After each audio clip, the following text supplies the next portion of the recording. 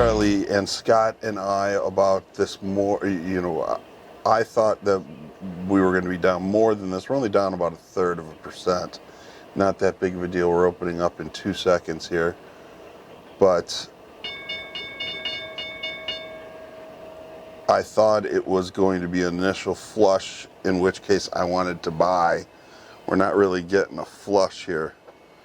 It's actually off the or the overnight lows, and they are bringing it back pretty much big time here.